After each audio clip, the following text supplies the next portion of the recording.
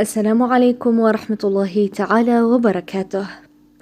إلى كل قلب أنثوي يتوق للنقاء، إلى كل روح تبحث عن قدوة في زمن التيه، أهلا بك في أولى حلقات بودكاست من وحيها، حيث نقترب من القرآن لنقترب من أنفسنا أكثر. اليوم نقف عند امرأة وحيدة، لكنها لم تكن ضعيفة، امرأة اصطفاها الله من بين نساء العالمين، امرأة حملت كلمة الله قبل أن تحمل جنينا، إنها مريم بنت عمران. نشأت في بيت عبادة وتربت على الطهر منذ نعومة أظافرها، دخلت المحراب واعتزلت الناس وانشغلت بربها. لكن السؤال العميق: ما الذي جعل مريم أنثى اصطفاها الله؟ هل كان جمالها، شهرتها، أم نسبها؟ القرآن يخبرنا فيقول الله عز وجل: يا مريم إن الله اصطفاك وطهرك واصطفاك على نساء العالمين. مرتين اصطفاك، وكأن الله يعلمنا أن الاصطفاء الحقيقي لا يمنح إلا لمن طهرت قلبها قبل مظهرها. ومن هنا نعرف الكلمة المفتاحية واللي هي الاصطفاء. ويأتي السؤال الأهم: ماذا أحتاج كأنثى لأكون مصطفاة من بين نساء العالمين؟ صحيح أنه الاصطفاء أمر رباني، يعني الله عز وجل هو الذي يختار المصطفين من بين عباده، ولكن هذا الاختيار أو الاصطفاء على أساس ماذا؟ طبعا على أساس صفات وأمور معينة تكون في ذلك الشخص أو تلك المرأة بالتحديد. فالإجابة ما هيش في وصفات خارجية، بل في جذور داخلية، واللي راح نشوفها مع بعض في النقاط الموالية لتكوني مصطفاة بحق. أول نقطة هي القلب الطاهر النقي. فقبل أن يصطفيك الله عز وجل يحب أنه يشوف فيك القلب الذي يصدقه، يخشاه ويتعلق به دون سواه. فلابد أنك دايما ديري في بالك أنك تجدي النية وتجدي التعلق تاعك إلا بالله عز وجل. ما تخليش عندك تعلق بغير الله، بالبشر أو بأمور مادية معنوية، أماكن معينة، أزمنة معينة، بل فقط بالله عز وجل، حتى تترفعي على كل أمر قد يحزن قلبك من التعلق بغير الله. والصدق الذي يكون في القلب والنقاء الذي يكون في القلب يكون بالتخلص من بعض الصفات المذمومة أو الغير مرغوب فيها، كالرياء والحسد. كيفاش نقدر أني أضع رأسي على المخدة ليلا وأنا ليس في قلبي ذرة حسد اتجاه أي شخص؟ أو كيف يكون عملي خالصا لله عز وجل لا رياء فيه ولا يكون لغير الله؟ هذه أمور لابد أنك تتعرفي فيها على معنى تلك الصفة المذمومة، وتحاولي أن تتعرفي على طريقة إصلاحها وطريقة التصالح معها. فالله عز وجل يقول: إن الله لا ينظر إلى صوركم ولكن ينظر إلى قلوبكم. النقطة الموالية: خلوة قلبية قبل أن تكون خلوة مكانية. فمريم اعتزلت، لم تهرب من الحياة، ولكنها اقتربت من الله، كانت في المحراب تبكي، تتعبد وتربي نفسها. فلابد دائما أن تكون هناك خلوة أين تتصالحين فيها مع نفسك، تتعرفي فيها على مخاوفها، نقاط قوتها، نقاط ضعفها، طموحاتها، أهدافها، ماذا تريد الإصلاح في ذاتها.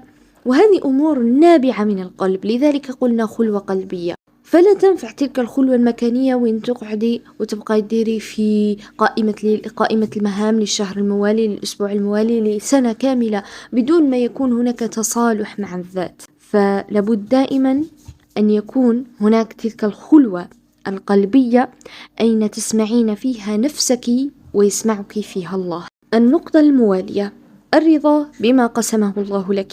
أم مريم رضيت بكونها أنثى، فقبلها الله وقبل نذرها. فالاصطفاء ما يحتاجش أن تقلدي أحدا، بل أن ترضي بما أنت عليه وتثمري فيه. فهناك بعض الظروف في حياتك لا يمكن تغييرها تماما وكليا، من بينها البيئة التي تعيشين فيها، أهلك ومستواهم المادي، مكان سكنك، شكلك، لونك، طول شعرك، عينيك، وكل هذه الأمور. هذه أمور قسمها الله لنا، يعني من قبل أن نولد مكتوب علينا ذلك، فتغييرها تماما أمر مستصعب، تحسينها ربما كالمستوى المادي أو غير ذلك، ولكن تغييرها لا يتطلب منك سوى الرضا بها، لأن الله عز وجل ما يضع شخص في مكان إلا وهو يعلم أنه قادر على أن يتعايش فيه، وقادر على أن يفتح له أبواب الخير فيه من أصغر وأدق الأمور. النقطة الموالية: العفة في كل شيء. العفة ليست فقط في المظهر، ولكنها في الفكر والكلمة والنظرة والطموح. فلابد أنك تعفي نفسك من سفاسف الأمور في كل ما ذكرناه: الفكر الدنيء والخسيس، الكلمة البذيئة، النظرة المحرمة، الطموح الضعيف. المرأة المسلمة بالتحديد لازم تكون دائما عندها سقف عالي لكل ما هو خير لها: فكر عال، طموح عال، كلمة طيبة وحسنة، نظرة ترضي الله. كل هذه الأمور تكون بالعفة. فمريم عليه السلام كانت رمز للعفة، حتى لما أنجبت عيسى كلماتها صمت، كان في حد ذاته قوة. النقطة الخامسة: الصبر ساعة البلاء والثقة بوعد الله.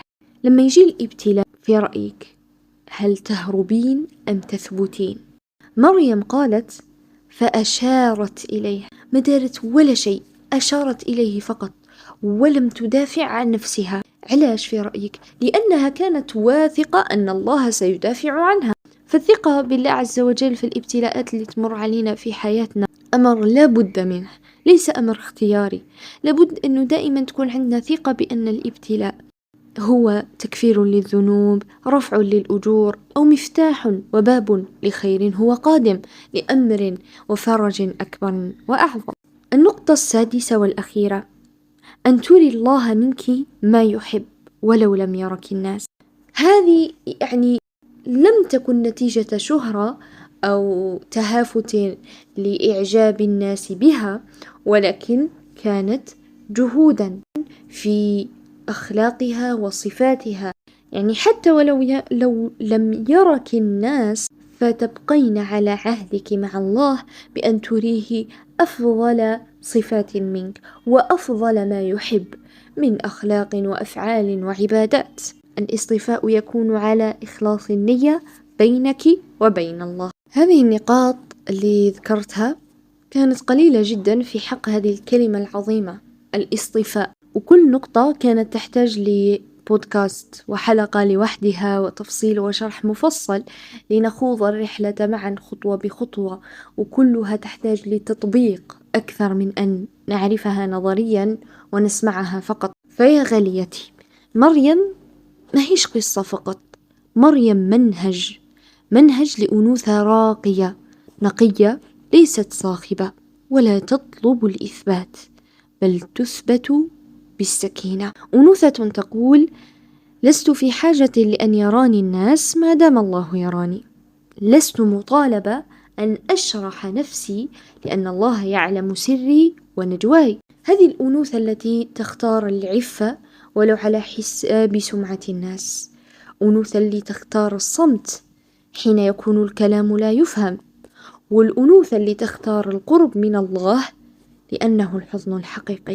ختاما، مريم كانت أنثى بكل ما تحمله الكلمة من معنى، لكنها أنثى بوحي، فهلا جعلناها قدوة لا قصة فقط.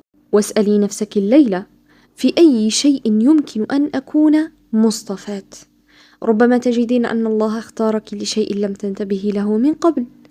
أنا رانيا، وهذه كانت الحلقة الأولى من بودكاست من وحيها. إلى لقاء قريب في رحلة أخرى من نور الوحي.